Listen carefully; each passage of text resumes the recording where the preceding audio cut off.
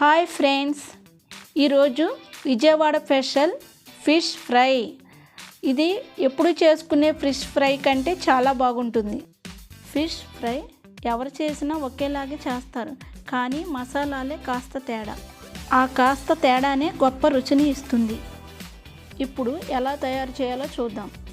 Mixie జార్లోకి అరకప్పు కరివేపాకు, 7-8 రెబ్బలు వెల్లుల్లిపాయలు, చిన్న అల్లం ముక్క, 5-6 పచ్చిమిరపకాయలు, ధనియాల పొడి, గరం మసాలా, ఫిష్ మసాలా,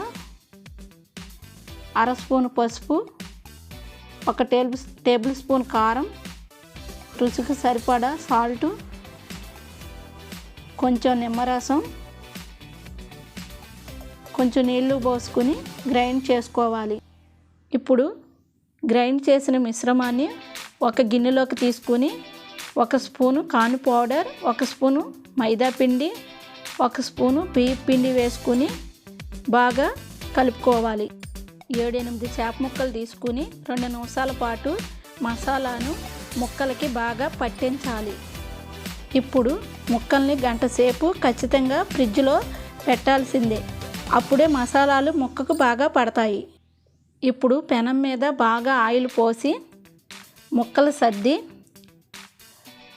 స్టవ్ని లో ఫ్లేమ్లో ఉంచి బాగా ఎర్రగా వేయించండి.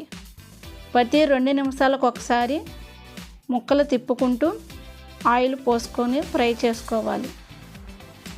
ముక్కలు తిప్పినప్పుడల్లా ఆయిల్ పోసుకుంటూ ఫ్రై చేయాలి. లో ఫ్లేమ్లో ఫ్రై చేయకపోతే మసాలాలు వేగుతాయి, కానీ ముక్కలు పచ్చిగా ఉంటాయి.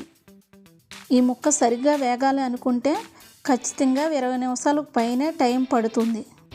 కావాలనుకుంటే ఆయిల్లో డీప్ ఫ్రై కూడా చేసుకోవచ్చు, కానీ చేపల కూరకు తప్ప ఈ ఆయిల్ దేనికి పనికిరాదు.